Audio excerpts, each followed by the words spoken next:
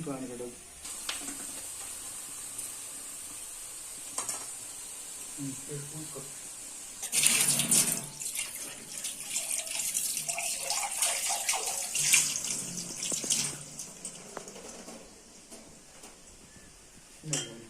कपड़ा पर रखी को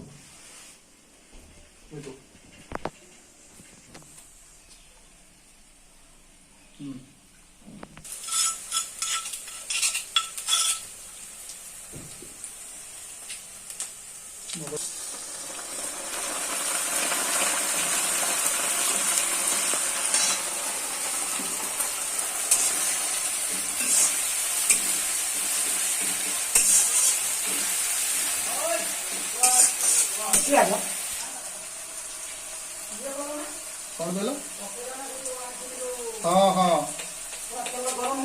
हाँ तब घोड़ा जाएगा वन ठीक दियो पूरा टमाटो दे पके ना ना लंका मुंड देखो कंचा लंका चाटा पके एठी पके लंका मुंड कलर पे पका पकोजी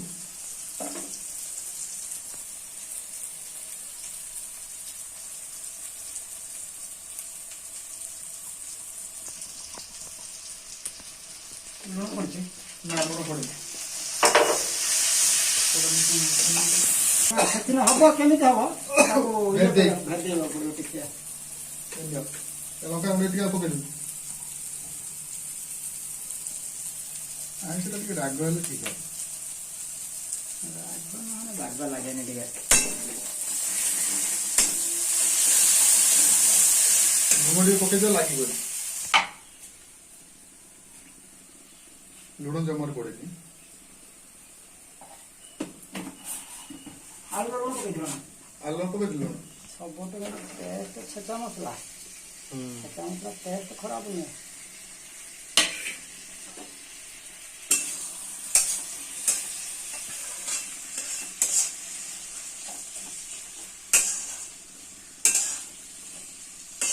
କରା ଆଉ ଚିକେନ କରୁଛନ୍ତି ମୋର ମୁଁ ଆହୁରି ଅଲଗା ପ୍ରୋସେସରେ କରିଥାନ୍ତି ମୁଁ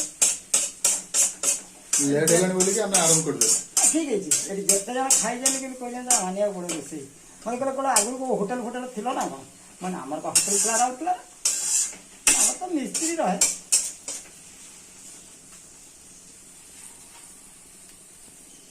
ରାଉରକେଲା ଥିଲା ଆଗ ରାଉରକେଲା ଟୋଟାଲ ଆମେ ତିନି ଭାଇ ରାଉରକେଲା ରହୁଥିଲା ଆମର ହୋଟେଲ ଥିଲା ପାଣି ଦୋକାନ ହେଇଥିଲା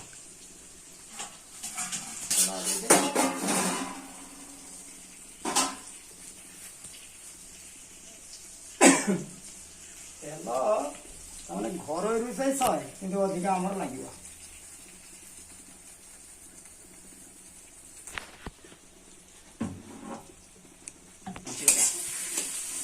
ବର୍ତ୍ତମାନ ମ୍ୟାନେଜର ଅଛନ୍ତି ମ୍ୟାନେଜର ଆସି ପହଞ୍ଚିଗଲେ ଏଇ ମୁଁ ଘରକୁ ଆସିଛି ଘରୁ ଏଇ ଖାଇ ଦେଇକି ଦିଟା ଯିବି ବ୍ୟାଙ୍କ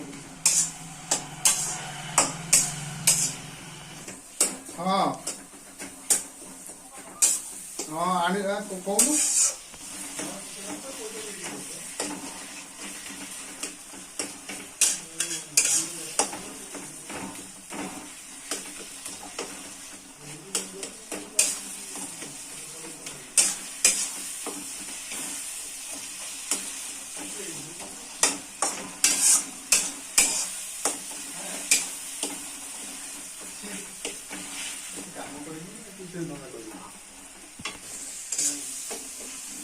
ତେଲ ଟିକେ କମ ହେଇଯିବ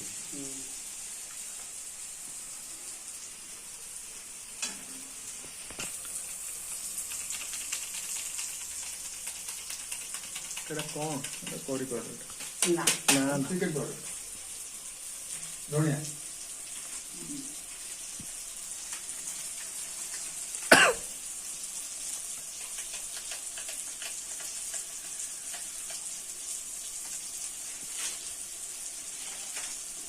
ତେଜପତ୍ର ପକେଇନ ଆଉ ପକେଇଦେବେ ନା ଆଉ ପଡ଼ିବ ତେଲର ପଡ଼େ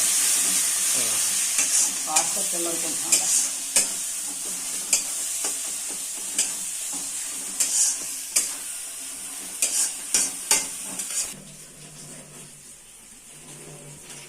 ସମୟ ଲାଗିବ ଅଷ୍ଟ୍ରେଲିଆଟା ଟିକେ ବେଶୀ ସମୟ ଲାଗିବ କାହିଁକିନା ଯେହେତୁ ଅଷ୍ଟ୍ରେଲିଆର ଟିକେ ହେଉଛି ଟାଣ ରହୁଛି। ଅବଶ୍ୟ ଗାଉଁଲି ଅଷ୍ଟ୍ରେଲିଆ ବା ଗାଉଁଲି ଯେଉଁ ଅଷ୍ଟ୍ରେଲିଆଟା ଟିକେ ବେଶ ଲାଗେ କାହିଁକିନା ବୁଲା। ଆଉ ଇଏ ତ ସବୁ ତ ଛୁଆ ଖାଉଛନ୍ତି ଦାନା ଆଉ। ବୁଲା ଗୁଡା ଅଧିକା ଟାଣ ନା? ହଁ ବହୁତ ଟାଣ। ସେଦିନ ଆମେ ଗୋଟେ ଫିଷ୍ଟ କରିଥିଲୁ, ଗୋଟେ ଆଣିଥିଲୁ 3 କିଲୋ ଥିଲା, 3 କିଲୋ 125 ଗ୍ରାମ ଥିଲା। ମାଂସ ହେଲା ଆମର ହେଉଛି 2 କିଲୋ 80 ଗ୍ରାମ। ହଁ। ଆଉ ଜାଣିଛୁ କିଲୋ ଉପରେ ବାଦ ହେଇଯିବ।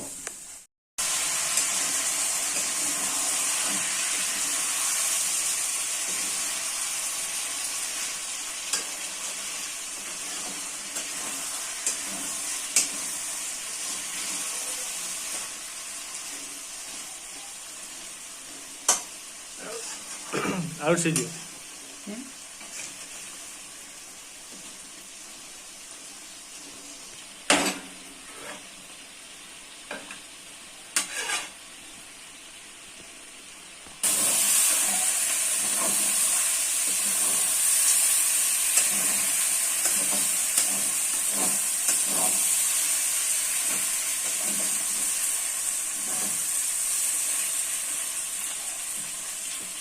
ସିଝିଛି କି ନାହିଁ କେତେ ସିଝିଯିବ ସେ ହିସାବରେ।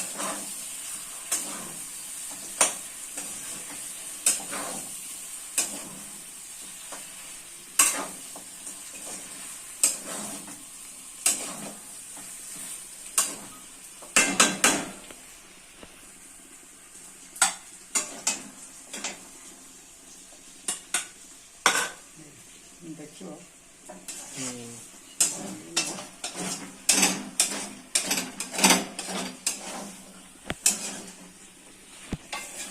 ପାଣି ଦେବେ? ନା ନା ପାଣି ନା ଦେଖନ୍ତୁ ଟିକେ